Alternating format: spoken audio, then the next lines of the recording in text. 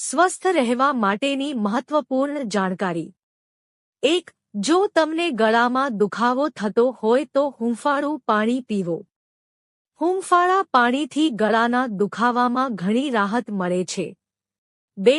જો તમે પેટ ફૂલવા જેવી સમસ્યાથી પરેશાન છો તો ગરમ પાણી પીવાથી ઘણી રાહત મળે છે। 3.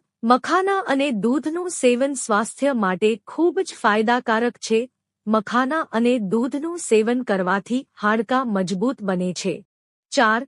જ્યારે કોઈને ઈજા થાય કે ઘા થાય ત્યારે તેમાંથી લોહી નીકળે તે સ્વાભાવિક છે। આવી સ્થિતિમાં ઘાને ફટકડીના પાણીથી ધોઈને તેના પર ફટકડીનો પાવડર લગાવવો જોઈએ। ઘામાંથી લોહી નીકળવાનું બંધ થાય છે અને રાહત આપવામાં આવે છે। 5. ડુંગળીનું પાણી પીવાથી પેટ સાફ થાય છે। 6. સેલરીને ગરમ કરીને ચહેરા પર ઘસવાથી ચહેરા પરના દાગધબ્બા ગાયબ થઈ જાય છે। 7. સફરજન ખાધા પછી તરત પાણી ન પીવો, નહીંતર ગળાનું કેન્સર થઈ શકે છે। 8. દરરોજ સવારે લસણની એક લવિંગ ખાઓ। આ તમને હાઈ બ્લડ પ્રેશર સહિત અનેક બીમારીઓથી દૂર કરી દેશે। 9. રાત્રે સૂતા પહેલા અડધા ચમચી સૂકા ધાણાને થોડા પાણીમાં પલાળી રાખો અને સવારે આ પાણીને ગાળીને પી લો। તેનાથી પેટ અને કબજિયાતની સમસ્યામાં રાહત મળે છે। 10. રાત્રે સૂતા પહેલા હરડનો મુરબ્બો ખાવાથી સાંધાના તીવ્ર દુખાવામાં રાહત મળે છે। 11. રાત્રે ટાઈટ કપડાં પહેરીને ન સૂવું, બલકે સાદા અને ઢીલા કપડાં પહેરીને સૂવું। ટાઈટ કપડાં પહેરીને સૂવાથી પેટ દબાયેલું રહે છે। તેનાથી કબજિયાત અને ગેસની સમસ્યા થઈ શકે છે। 12. સવારે ખાલી પેટ પાણીમાં થોડો ફુદીનો પીવાથી ચહેરાના દાગ અને ડાઘ દૂર થાય છે। 13. દૂધમાં મખાના ભેળવીને ખાવાથી તમારા હાડકાં મજબૂત રહેશે। 14. કોઈપણ શાક બનાવતી વખતે તેમાં થોડું પીસેલું કાળા મરી ઉમેરો। તે આપણા સ્વાસ્થ્ય માટે ખૂબ સારું છે અને પેટને પણ સ્વસ્થ રાખે છે। 15. દહીંને સેટ કરતા પહેલા તમે જે વાસણમાં દહીં સેટ કરવા માંગો છો તેમાં થોડો ફટકડીનો પાવડર લગાવો। આ દહીંને ઘટ્ટ બનાવવામાં મદદ કરે છે અને ખાટું થતું નથી। 16. બ્રેડ ફ્રીજમાં ન રાખવી જોઈએ જે ફ્રીજમાં સુકાઈ જાય છે। 17. ડુંગળીને પણ રેફ્રિજરેટરમાં ન રાખવી જોઈએ કારણ કે તે ભેજને કારણે બગડી જાય છે। 18. ઉનાળામાં ચહેરા પરથી ટેનિંગ દૂર કરવા માટે તમે મુલતાની માટી અને ચંદનને મિક્સ કરીને પણ લગાવી શકો છો। તેમાં થોડા ટીપા ગુલાબજળ મિક્સ કરો। તેનાથી ચહેરાને ઠંડક મળશે અને ખીલ પણ દૂર થશે। આ ઉપરાંત ત્વચાનો ગ્લો પણ વધશે। 19. તુલસીનું પાણી કબજિયાત અને બ્લોટિંગ જેવી પાચન સંબંધિત સમસ્યાઓથી બચાવવામાં આપણી મદદ કરે છે। 20. બેકિંગ સોડા અને ચૂનાના મિશ્રણથી લોઢાના વાસણ સાફ કરશો તો વાસણ નવું હોય તેવું ચમકી જશે। 21. દહીં પર માખણ લગાવવાથી દહીંનો સ્વાદ કડવો થઈ જશે। 22.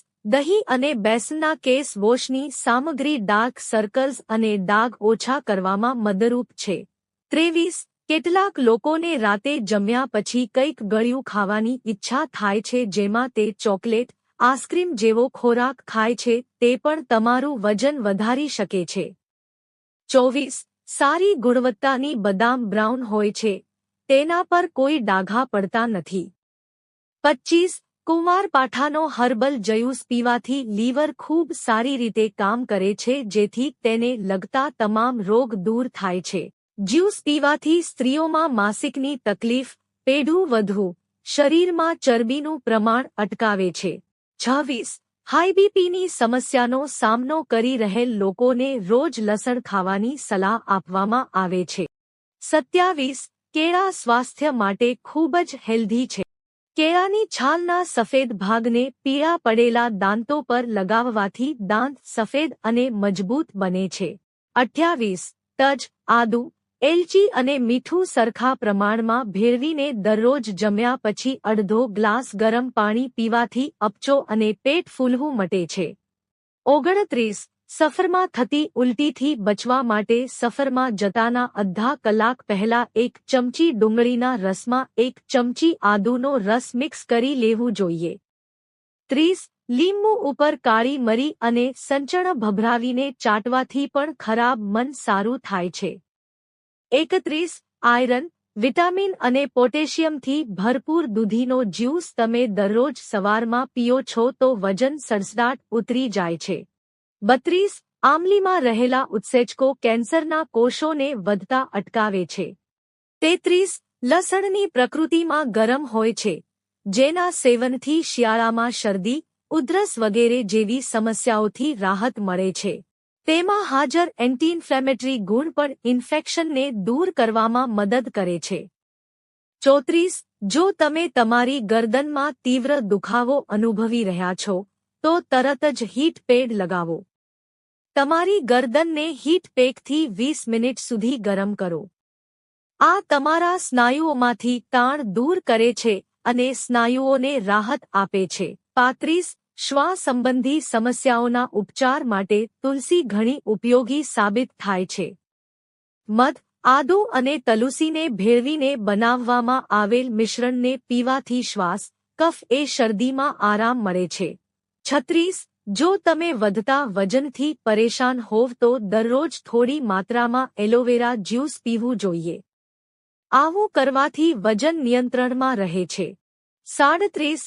કપડાના રંગ અકબંધ રાખવા માટે પાણીમાં 2 કપ વિનેગર ઉમેરીને કપડાનો રંગ નહીં જાય. 38.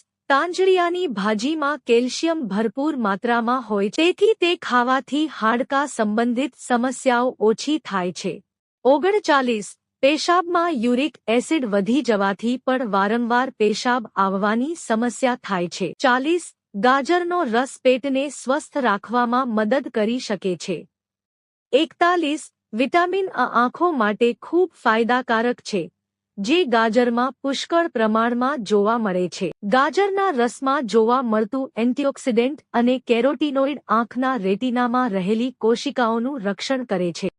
આ સાથે આંખને અનેક રોગોથી બચાવે છે. 42. આમળા વિટામિન સીનો ઘણો સારો સ્રોત છે. આયુર્વેદમાં હેયર ગ્રોથ માટે આમલાનું સેવન કરવા માટે કહેવામાં આવે છે. આ હેર ફોલિકલ્સને મજબૂત કરે છે અને વાળ સફેદ થતા અટકાવે છે. 43. અનાનસમાં વિટામિન સી અને એન્ઝાઇમ બ્રોમેલિયન જે તમારા સ્કાલ્પ સર્ક્યુલેશન સારું કરે છે અને હેયર ગ્રોથને વધારે છે. મિત્રો, જો તમને વિડિયો પસંદ આવ્યો હોય તો વિડિયોને લાઇક કરો અને ચેનલને સબસ્ક્રાઇબ કરો. વિડિયો જોવા બદલ આપ સૌનો આભાર.